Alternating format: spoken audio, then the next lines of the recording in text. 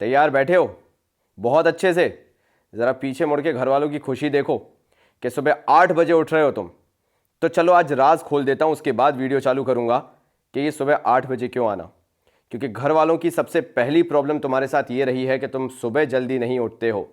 और अगर तुम्हारे पीछे खड़े हुए घर वाले हंस रहे हैं, मुस्कुरा रहे हैं या देख के हैरान हैं कि यार ये बच्चा सुबह 8 बजे उठ के कैसे पढ़ाई कर रहा है, तो देखो तुमने आधी जंग वहीं जीत ली है। तभी तो मैं कहता हूँ कि कॉमर्स बाबा एक एक्सपीरियंस है। जिनको बहाने मारने वो अभी भी बहाने मार रहे हैं, हम नहीं कर पा रहे हैं, नहीं हो पाएगा ये और वो, लेकिन तुम लोग चैंपियंस हो। तुम लोगों ने वो कर दिखाया है जो वाकई में आज 2020 का बोर्ड तुमसे डिमांड कर रहा है, एक कमिटमेंट, एक सीरियसनेस।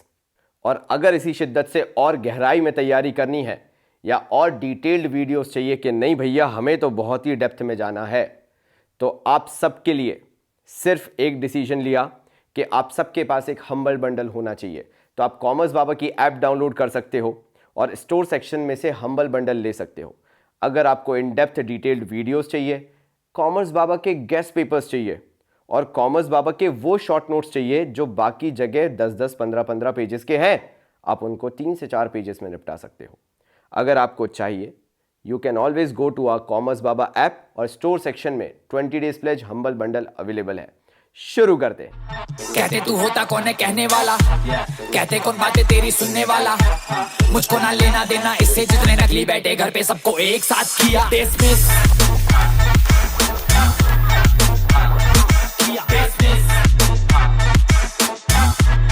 सबको एक साथ किया।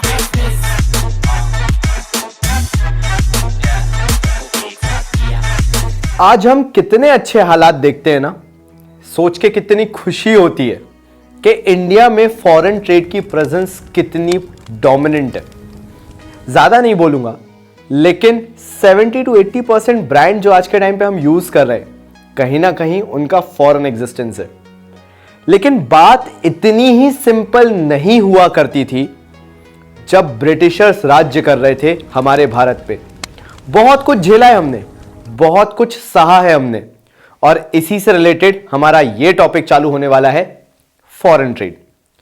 आखिर वो क्या चीजें थी जिसके कारण जो आज हमें एडवांटेज मिलता है फॉरेन ट्रेड का, वही एक बहुत बड़ा डिसएडवांटेज बन गया था इंडियन इकोनॉमी के लिए।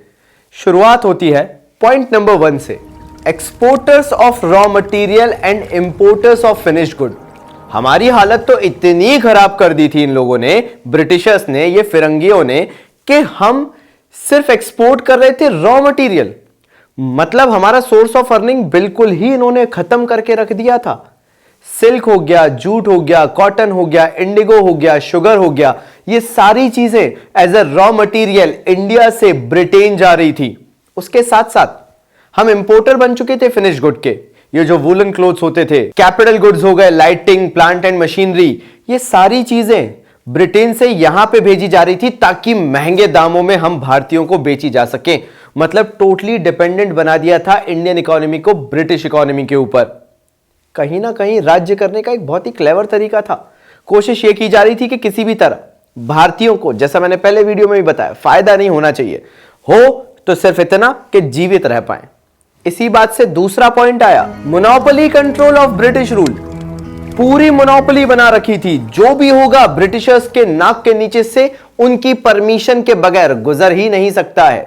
More than half of the India's foreign trade, यहां से भारत से अगर हमारे भारतवंशी कोई भी फॉरेन ट्रेड कर रहे हैं, किसी के साथ भी जुड़ने की कोशिश कर रहे हैं, तो उसमें सबसे बड़ा भागीदार ब्रिटेन खुद को बना के रखा हुआ था। यानी अगर आप एक्सपोर्ट और इंपोर्ट करोगे तो सबसे पहले ब्रिटेन आपके दिमाग में आएगा।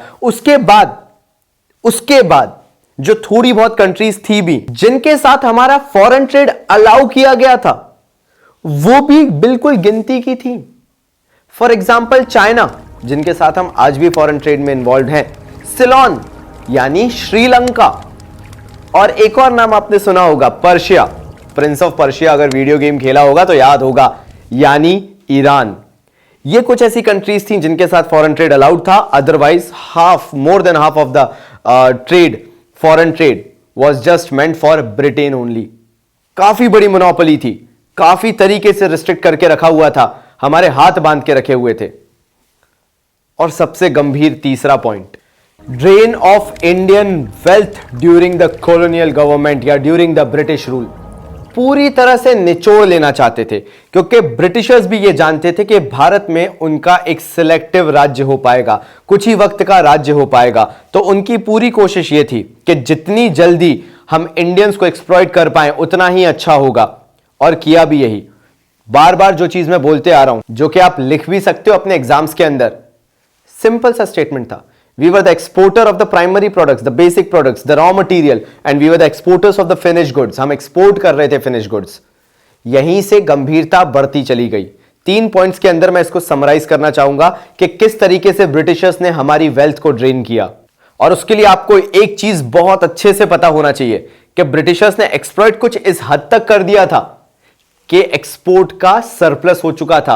मतलब ब्रिटिशर्स के पास एक्सपोर्ट इंडिया से जो होके जाता था वो इस हद तक पड़ा हुआ था कि उन्हें खुद समझ में नहीं आता था कि इसका क्या करें। इसी बात से 3 पॉइंट निकल के आए।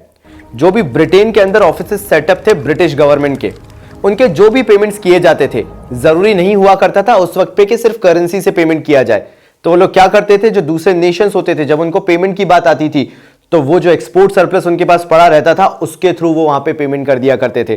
सोचिए, इतना एक्सपोर्ट सरप्लस था ब्रिटेन के पास कि वो उसको एज अ करेंसी तक इस्तेमाल कर रहे थे। करेंसी तो नहीं बोलूंगा, एज अ पेमेंट मेथड भी यूज कर रहे थे। जैसे आज के टाइम पे हम पेटीएम और गूगल पे यूज करते हैं, वो हमारे एक्सपोर्ट यूज कर रहे थे पेमेंट करने के लिए। ब्रिटिशर्स काफी सारे वॉर्स में इन्वॉल्व थे, काफी सारे युद्ध थे जो ब्रिटिशर्स ने लड़े थे, और जब उनके लिए भी उन्हें पेमेंट्स करने होते थे, बिकॉज वॉर इज एक्सपेंसिव। यही रीजन है कि भारत बार बार पाकिस्तान या चाइना से लड़ने नहीं पहुंच जाता है। एंड उन वॉर्स के लिए पैसा अगर ना भी हो तो एटलीस्ट एक्सपोर्ट का इतना सरप्लस था कि उससे बेसिक नेसेसिटीज को फुलफिल किया जा सकता था। और वो एक्सपोर्ट कहां से आ रहा था, हमारे भारत से आ रहा था। इस हद तक हमारा एक्सपोर्ट यूज किया जा रहा था ऐसी ऐसी सिचुएशंस में। थर्ड पॉइंट, यही एक्सपोर्ट जो हमारे पास अवेलेबल था, यानी ब्रिटिशर्स के पास बोलूं, हमारे पास क्यों बोलूंगा यार मैं, जो ब्रिटिशर्स के पास अवेलेबल था, ये वही एक्सपोर्ट को यूज कर रहे थे इनविजिबल आइटम्स के लिए, यानी सर्विसेज के लिए। जो ब्रिटिशर्स दूसरे नेशन से सर्विसेज लेते थे, बैंकिंग एंड इंश्योरेंस एक छोटी सी चीज में अगर आपको बताना चाहूं एग्जांपल के तौर पे, तो ये इनविजिबल आइटम्स के लिए जो उन्हें पेमेंट्स करने होते थे वो अपने एक्सपोर्ट के थ्रू कर रहे थे। ये एक्सप्लॉयटेशन हो रहा था, ये फॉरेन ट्रेड था हमारा। ये ऐसा नहीं है, हमने वर्स्ट टाइम फेस किया है, बट क्या कर सकते हैं, वहां पे हमारी मजबूरी थी। हमने चाहा, कोशिशें भी की और आजाद भी हुए, लेकिन उससे पहले हमारा बस नहीं चला और इतना कुछ हमें फेस करना पड़ा। अब इसी चीज से एक और चीज, जो मोनोपोली बनी थी ब्रिटिश रूल की इंडिया के अंदर या ट्रेड के अंदर जो बनी थी, इसके लिए कहीं ना कहीं स्विस कैनाल भी बहुत ज्यादा बड़ा रीजन थी। 1869 में जब स्विस कैनाल को ओपन किया गया, उसके बाद से ही ब्रिटेन और इंडिया के बीच ये एक डायरेक्ट रूट बन गया और काफी ज्यादा इजी कर दिया जो ट्रेड होता था। तो कहीं ना कहीं स्विस कैनाल को भी आप ब्लेम कर सकते हो कि हाँ, ये भी एक बड़ा रीजन था कि ब्रिटिशर्स ने अपनी मोनोपोली इंडिया के अंदर बढ़ा ली थी और बना ली थी, और पूरी तरीके से जो फॉरेन ट्रेड हुआ करता था उसको कंट्रोल कर लिया था। नेक्स्ट टॉपिक पे बढ़ते हैं, डेमोग्राफिक कंडीशन। क्या आया इसके अंदर, पहले तो पता करना पड़ेगा डेमोग्राफिक क्या होता है। तो डेमोग्राफिक कुछ नहीं, पॉपुलेशन की स्टडी है। अगर मैं बहुत जनरल बात करूं तो सेक्स की, मे बी रेस की, मे बी एज की, पॉपुलेशन की, इनके बारे में बेसिक स्टडी की जाती है पॉपुलेशन को लेके, इसलिए उसको डेमोग्राफिक कहते हैं। नाउ डेमोग्राफिक डेटा तैयार किया जाता है जो हमने सेंसस में किया, जो मैं डिस्कस करूंगा अभी। पहले बता दो डेमोग्राफिक डेटा क्या होता है। तो डेमोग्राफिक डेटा के अंदर सोशियो इकोनॉमिक कंटेंट या डेटा लिया जाता है बेसिकली, और ऐसा नहीं है कि सिर्फ सेक्स हो गया, रेस हो गया या एज हो गया, इतना ही लिया जाता है। इसके साथ साथ बहुत सारी चीजें ली जाती हैं। इनकम हो गया, एजुकेशन हो गया, एम्प्लॉयमेंट हो गया, मैरिज रेट हो गया, बर्थ रेट हो गया, डेथ रेट हो गया, बहुत सारी चीजें। ऐसा नहीं कि बहुत सिलेक्टिव है, लेकिन इससे पॉपुलेशन का एक आउटले पता चल जाता है, पॉपुलेशन का बिहेवियर पता चल जाता है, पॉपुलेशन की कंडीशन पता चल जाती है कि पॉपुलेशन आखिर किस डायरेक्शन में जा रही है, ग्रोथ है या नहीं है, अपवर्ड स्लोपिंग है यानी अच्छा कुछ दिख रहा है, एक मोमेंटम दिख रहा है ग्रोथ का या नहीं दिख रहा। ये सब चीजें हमें डेमोग्राफिक डेटा के अंदर पता चलती हैं। लेकिन जब भारत की बात आई, परेशानी बहुत बड़ी थी, क्योंकि कॉलोनियल गवर्नमेंट के टाइम पे हमारी डेमोग्राफिक कंडीशन जितनी भी चीजें बताई, चाहे इनकम हो, एम्प्लॉयमेंट हो, एजुकेशन हो, marriage rate, death rate, birth rate, कुछ भी हो, हमें दो चीजों के नाम से जाना गया।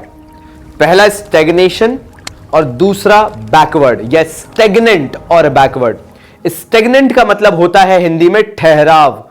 हमारी इकोनॉमी के अंदर ठहराव आ चुका था, कोई ग्रोथ रेट नहीं थी, कहीं ना कहीं हम पीछे जाते दिख रहे थे। मोर्टेलिटी रेट काफी हाई था, 33 साल की उम्र में इंसान मर जाता था बीमारी से। स्टेग्नेंट इकोनॉमी हो गई थी, बैकवर्ड इकोनॉमी थी, कोई भी चीज आगे नहीं जा रही थी, हर कुछ पीछे जाता हुआ दिख रहा था। ऐसा लग रहा था इससे अच्छे तो हम पहले हुआ करते थे, भले टेक्नोलॉजी नहीं थी, ट्रेन वगैरह नहीं थी, रोडवेज नहीं था, लेकिन खुश थे। यह बहुत बुरी हालत हमारे भारत ने फेस की और इसमें किसी को भी कभी गर्व महसूस नहीं होता। शायद तभी हमारे यहां इतने शूरवीर पैदा हुए जिन्होंने भारत को आजाद करने के लिए अपनी जान भी दे दी।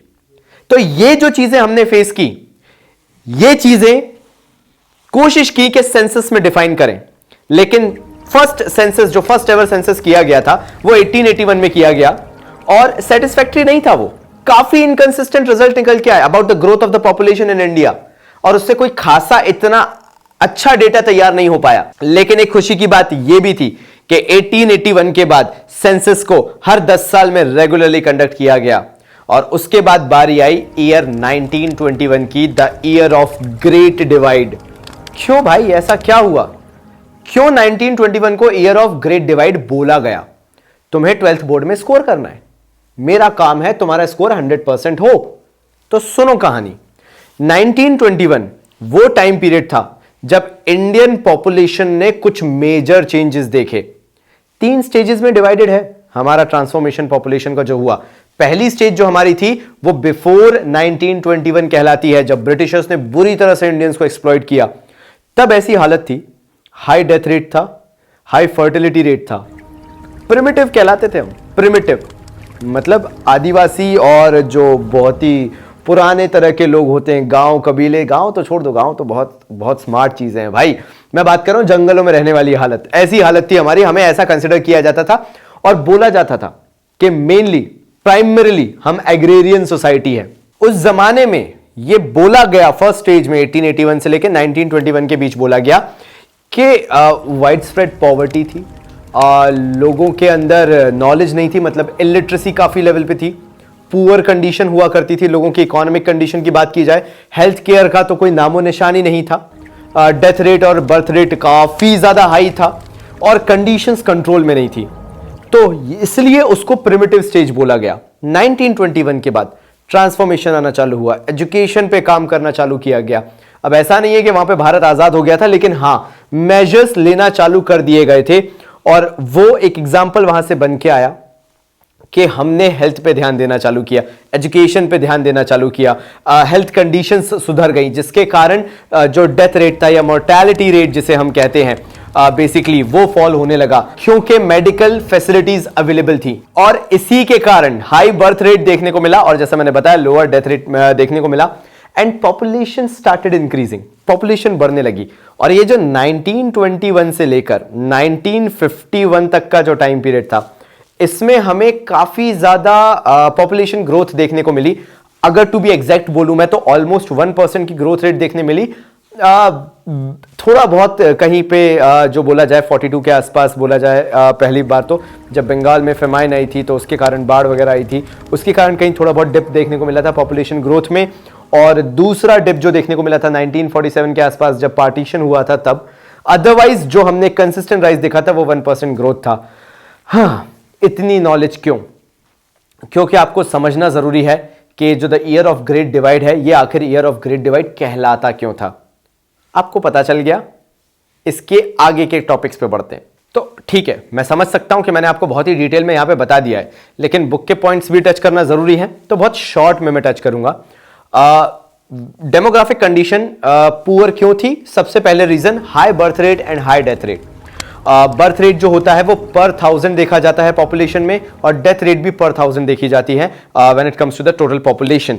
तो बर्थ रेट जो था वो 48 पर 1000 था और जो डेथ रेट था वो 40 पर 1000 था, जो कि काफी सीरियस माना जाता है, काफी मेजर माना जाता है। Second, low level of literacy rate बोला गया। तो लिटरेसी रेट की भी कोई खास हालत अच्छे नहीं थे। लेस देन 16% लोग लिटरेट माने जाते थे और फीमेल पे आए तो वो तो नेग्लिजिबल हो गया था, 7% तक था। तो बर्थ रेट और डेथ रेट जो हम साल भर में निकाल रहे थे ना, ईयर निकाल रहे थे, पर थाउजेंड के हिसाब से, पर्सन के हिसाब से वो भी काफी हाई था। लिटरेसी रेट तो एक्सट्रीमली पुअर कहलाता है। 16% कुछ नहीं होता अगर लिटरेसी रेट देखा जाए इंडिया का तो, और 7% फीमेल का, तो that is seriously concern for Indian economy. लेकिन हम भारतीय कुछ कर नहीं सकते थे क्योंकि आजाद तो हुए नहीं थे, तो हमारे हाथ में पार इतनी थी भी नहीं। पुअर हेल्थ फैसिलिटीज जो हमने शुरुआत में देखा, हाई डेथ रेट और बर्थ रेट और साथ साथ में इलिटरेसी, इन्हीं सब चीजों को कहीं ना कहीं देखा गया फैसिलिटीज के अंदर भी। हॉस्पिटल्स नहीं थे, एक इंसान का इलाज कराने के लिए बहुत किलोमीटर चल के जाना पड़ता था क्योंकि उस वक्त तो ट्रांसपोर्टेशन की हालत भी बहुत बुरी थी। तो वैसे तो कई जगह मेडिकल फैसिलिटीज अवेलेबल थी ही नहीं, इंडिया आज तक उन चीजों से भुगत रहा है। तो वैसे तो थी नहीं, और जहां थी इनएडिक्वेट थी, मतलब सफिशिएंट ही नहीं थी। 100 150 लोग लाइन में लगे हुए हैं, बीमार, बुखार में, हालत परेशान, फिर भी लगे हुए हैं। और एयरबॉर्न डिजीजेस, वाटर डिजीजेस बहुत बुरी तरीके से बढ़ रहे थे, और इसके कारण ही डेथ रेट भी बहुत तरीके से बढ़ रहा था। यहां पे इंडिया ने बहुत सफर किया।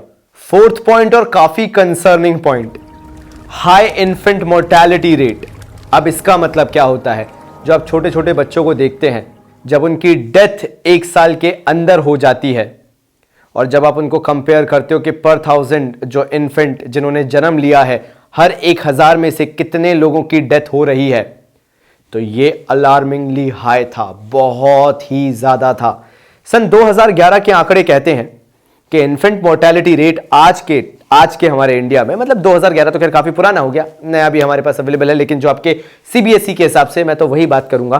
तो 2011 का जो डेटा है वो कहता है कि इन्फेंट मोर्टेलिटी रेट 44 इन्फेंट पर 1000 इन्फेंट्स जो पैदा हो रहे हैं, कंपैरिजन में कुछ इस तरीके से है जिनकी डेथ होती है 44 in comparison to 1000 which are taking birth in India.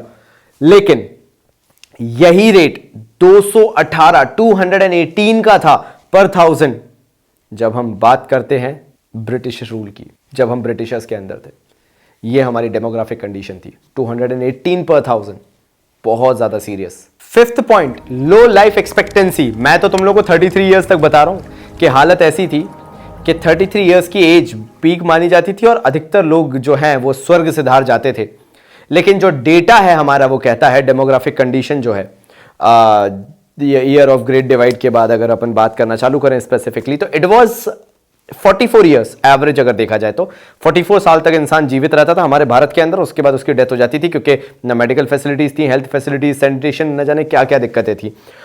अगर आप उसको अभी से कंपेयर करो, अभी के डेटा से, तो वही लाइफ एक्सपेक्टेंसी जो है वो 68 इयर्स की हो चुकी है, 44 से 68 कहा जाए तो अच्छे खासे डिफरेंस के साथ। और last point, wide spread poverty. हमने तो कुछ भी नहीं देखा है, और हम तो उस जनरेशन में से हैं जो लोगों की मदद करना जानते हैं। लेकिन वो जमाना अलग हुआ करता था जब लोगों को देखकर उस गरीबी हालत में भी मुंह फेर लिया जाता था, ऐसी हालत हो चुकी थी। वाइड स्प्रेड पॉवर्टी थी, हर कोई भुखमरी से जूझ रहा है, हर कोई अन्न के लिए तरस रहा है, ऐसी हालत हो गई थी। और इसी के कारण हाई डेथ रेट और हाई बर्थ रेट भी था। नेक्स्ट टॉपिक पे बढ़ते हैं, ऑक्यूपेशनल स्ट्रक्चर इन इंडिया। मतलब क्या हुआ इसका भाई? Distribution of working persons across different sectors और मे बी इंडस्ट्रीज। देखा जाए तो बेसिकली ये ऑक्यूपेशनल स्ट्रक्चर कहलाता है। तो आखिर भारत का ऑक्यूपेशनल स्ट्रक्चर कैसा था when it comes to the colonial government time period, जब ब्रिटिशर्स यहां पे हुआ करते थे? तो पहले जो देखा गया, पहला पॉइंट जो अगर मैं बोलूं तो प्रीडोमिनेंस ऑफ एग्रीकल्चर। जैसा मैंने आपको बहुत बार बताया कि भैया हमारी इंडियन इकोनॉमी प्रिमिटिव थी, पिछड़ी हुई थी बहुत ही, मतलब क्या बताऊं। और उसके साथ साथ प्राइमरीली एग्रेरियन इकोनॉमी थी, यानी एग्रीकल्चर पे डिपेंडेंस थी। तो अगर एग्जैक्ट फिगर्स की बात करूं तो 75% of the total population of India was basically dependent upon the agriculture. और उसके अलावा अगर देखा जाए, मे भी बोला जाए तो टर्शी सर्विस क्लास में या मैन्युफैक्चरिंग के अंदर वो थे, otherwise 75% was basically in agriculture only. तो एक तरीके से हां, टर्म जरूर यूज कर देना इसके अंदर, प्रिमिटिव, बस। दूसरी चीज, रीजनल वेरिएशन, काफी ज्यादा डिफरेंस देखने को मिला। एग्जाम्पल अगर लिया जाए तो तमिलनाडु, आंध्र प्रदेश, कर्नाटका, केरला, महाराष्ट्र, वेस्ट बंगाल, इन जगहों पे बिल्कुल एक शिफ्ट देखा गया फ्रॉम एग्रीकल्चर एंड अगर बोला जाए तो अंग्रेजी में with a commensurate increase in dependency upon manufacturing and service sector, यानी काफी बड़ा शिफ्ट, मेजर शिफ्ट देखा गया कि ये जो रीजन्स थे, इन रीजन्स ने एग्रीकल्चर से शिफ्ट ले लिया मैन्युफैक्चरिंग और सर्विस सेक्टर्स में। लेकिन इसी की ऑपोजिट कहानी दूसरी जगह देखने को मिली। उड़ीसा, राजस्थान, पंजाब जैसी जगह में एग्रीकल्चर में वर्कफोर्स और बढ़ गया। तो कहीं ना कहीं एक रीजनल वेरिएशन तो आया, लेकिन अपना अपना फ्लेवर देखने को मिला, जो इवन आज भी देखने को मिलता है कि हाँ, कहीं पे एग्रीकल्चर पे डिपेंडेंसी ज्यादा थी तो कहीं पे एक मेजर शिफ्ट देखने को मिला in manufacturing and service sector. Next topic पे बढ़ते हैं। कहते कौन बातें तेरी सुनने वाला, मुझको ना लेना देना इससे, जितने नकली बैठे घर पे सबको एक साथ किया डिसमिस।